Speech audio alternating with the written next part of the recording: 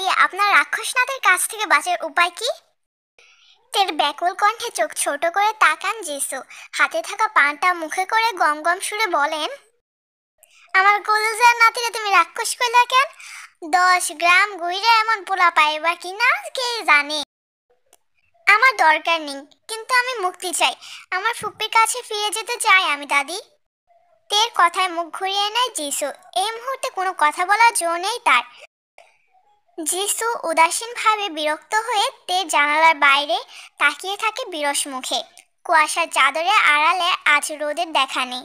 পুরো গ্রাম হাড় কাঁপানো শীতে তটস্থ। তখনই তার রুমে প্রবেশ করে জেনি। তের গোমরা মুখ দেখে কিছুটা আঁচ করতে পেরে তার দৃষ্টি সরিয়ে নেন। যিশুর দিকে তাকিয়ে জোর গলায় বলেন, বড় ভাই আপনাকে ডেকেছেন আম্মা। আরএম বাড়ি ফিরেছে? জাঙ্কুক বাড়ি ফেরেনি? না, ফেরেনি আম্মা। জেনির উত্তর পেয়ে দ্রুত রুম থেকে বেরিয়ে গেল যিশু। সেই সুযোগটা লুফে নিল জেনি।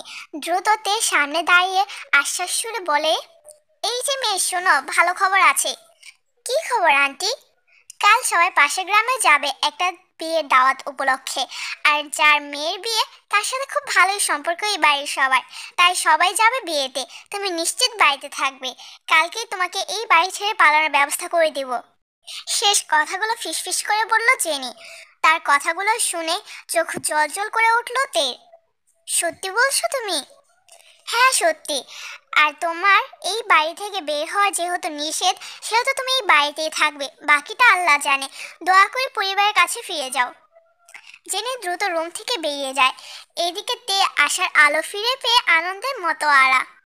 জাঙ্কুক বেশ রাগ নিয়ে বাড়ি ফিরে আসে আজ। কেননা তের ফুফু আয়ুর সম্পর্কে নির্দিষ্ট কোনো তথ্য পায়নি সে। এমনকি অনন্তপুর গ্রামের কেউ তাদের খুব একটা চিনতে পারছে না, যার দরুনে জাঙ্কুক তের সম্পর্কে ভালোভাবে খোঁজ নেওয়া হলো না। বাড়িতে এসেই প্রথমে তেকে দেখার জন্য দু চোখ বেকল হয়ে উঠল। বাড়ির প্রত্যেকটা কক্ষে তের সন্ধান না পেয়ে ভয় তার আত্মা কেঁপে ওঠে। বাড়ির বাকি সবাই যে যার কাজে ব্যস্ত। রান্নাঘরে ঢুকে দ্রুত জাঙ্কুকের মা জিনকে জাঙ্কুক প্রশ্নে জড়িয়ে নিয়ে বসে। আম্মা, ভি কোথায়? তাকে দেখছি না কেন? সে কোথায়? তোমরা তার খেয়াল রাখোনি? একটু আস্তে আস্তে প্রশ্ন করা জাঙ্কুক। এত অধৈর্য হয়ে যাচ্ছ কেন তুমি?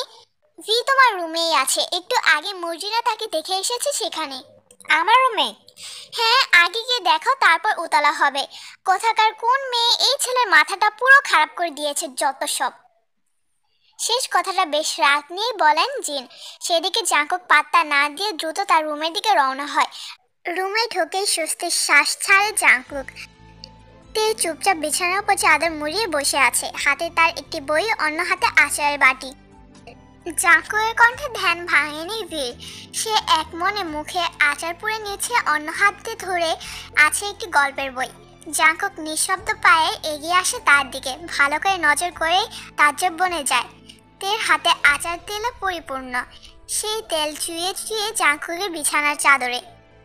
তের জামায়ও দাগ লেগে আছে। বিষয়টি জাঙ্কুকের কাছে ঘৃণা লাগলেও তের নিষ্পাপ মুখখানা দেখে থমকে যায়। গাঢ় করে শ্বাস ছেড়ে তে পাশে ধূপ করে বসে যায়। ও ভি, তোমায় খুঁজতে খুঁজতে আমি হয়রান, আর তুমি আমার গুহায় ঘাপটি মেরে বসে আছো। কেন কেন কেন? আমার কি বাঘ ভালুক নিয়ে যাবে নাকি? কি পড়ছো তুমি? আর হাতের মুখের জামার এই কি অবস্থা? জাঙ্কুকের কথা সদবিদ ফিরে আসে তের। হাতের দিকে তাকিয়ে ঠোঁট উল্টে অনুনয় সুরে জাঙ্কুককে সরি বলে। তার ভাবভঙ্গি দেখে জাঙ্কুক লাহমায় হাসে। যাও, জেনি আন্টির কাছে যাও, সে তোমায় পরিষ্কার করে দেবে। বই তুমি পড়েও পড়তে পারবে। তে ঝটপট উঠে দাঁড়ায়। দ্রুত জাঙ্কুকের রুম থেকে বেরিয়ে জেনের উদ্দেশ্যে বেরিয়ে পড়ে।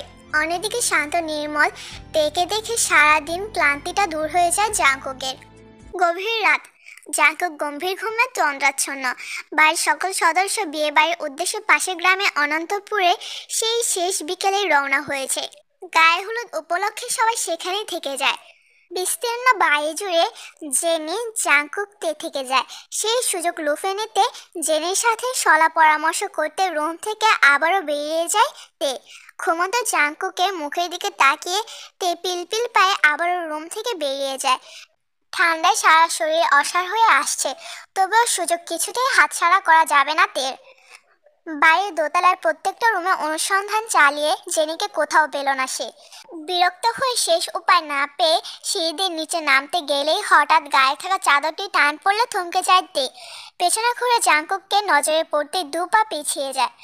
আরক্ত দৃষ্টিতে তাকিয়ে থাকা জাংকুকের ড্রিম লাইটের আলোতে চোখ দুটো দেখে আত্মা কেঁপে ওঠে তার। মুখ ফুটে কিছু বলার আগে জাংকুক তার হাত ঝাঁকড়া দিয়ে কাছে টেনে আনে। কোথায় যাচ্ছ তুমি? কোথাও না। তবে রুমের বাইরে কি করছো? আমি হাঁটতে বেরিয়েছিলাম। এত রাতে হাঁটতে বেরিয়েছো? তাও চোরের মতো। আমাকে বোকা বানাচ্ছ তুমি? বাড়িতে কেউ নেই সেই সুযোগে আবারও পালানোর মতলব পাচ্ছ তুমি? না, আমি আমি তো এমনি বেরিয়েছিলাম। তোমায় আমি বিশ্বাস করি না। ওফ শিট, আজকেও একই ভুল করেছি। তোমার রুমের দরজা বন্ধ করতে ভুলে গিয়েছিলাম, কিন্তু আর নয়। জাংকুক তেকে টানতে টানতে রুমে নিয়ে যায়। দ্রুত তেকে তার রুমে বন্দি করে নিজের রুমে ফিরে আসে। রাগে সারা শরীর রক্ত যেন টকবক করছে। এইদিকে তের ধৈর্যের সীমা অতিক্রম হয়ে গিয়েছে। তার জানা মতে 22 তারিখ তাদের ফিরে যেতে হবে বাবা মায়ের কাছে। আর আজ 20 তারিখ। সে কি কোনোদিন বের হতে পারবে না এই অভিশপ্ত বাড়ি থেকে?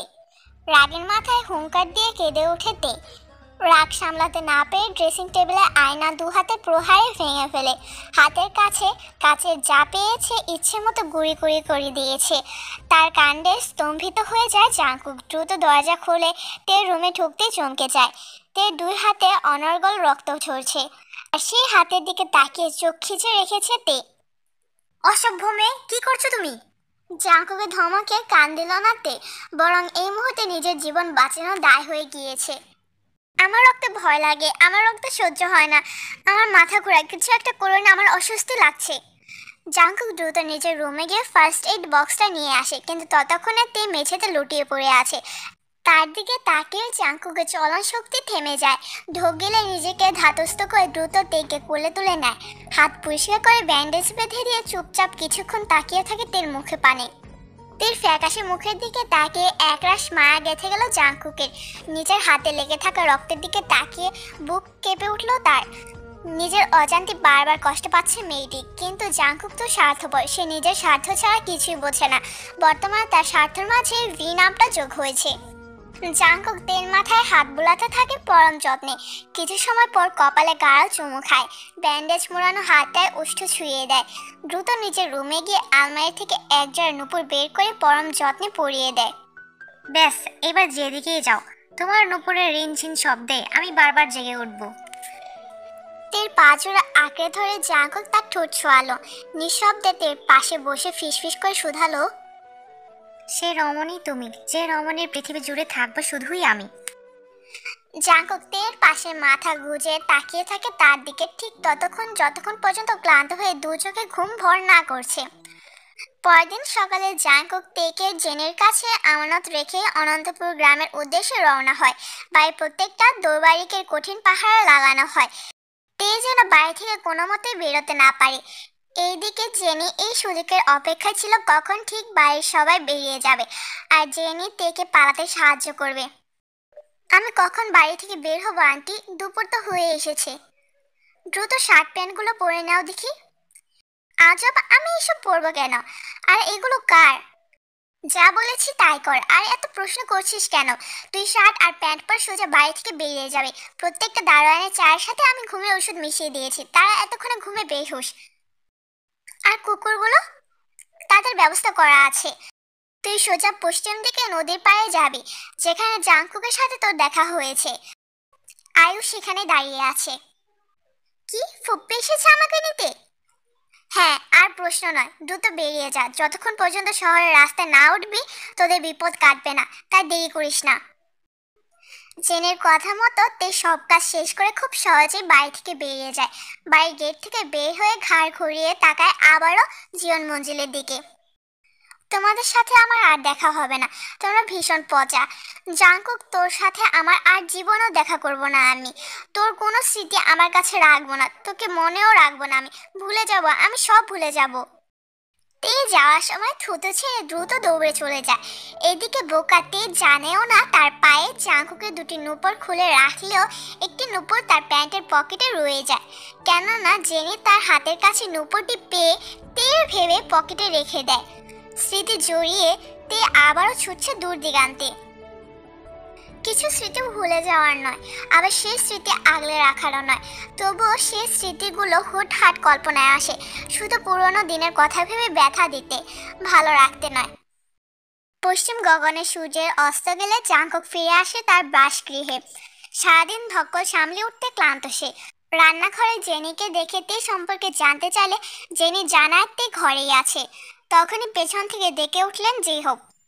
দাদু ভাই কোথায় যাচ্ছিস? গায়ে থেকে মালগুলো নামাতে বল। দাদা যান, ভিকে দেখে আসি, মেয়েটা আবার কি কাণ্ড করেছে কে জানে। জাঙ্কুক দ্রুত নিজের রুম ডিঙিয়ে তে রুমে যায়।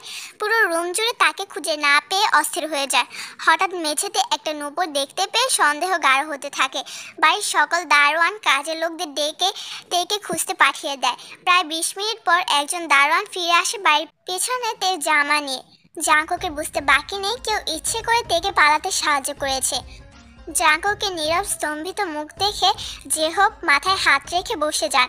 তিনি এখন ভালো করেই জানেন ধ্বংসলীলার পূর্ব পরিস্থিতি এটা।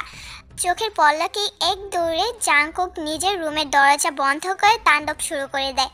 এই তাণ্ডব ঠিক কবে থামবে কেউ জানে না।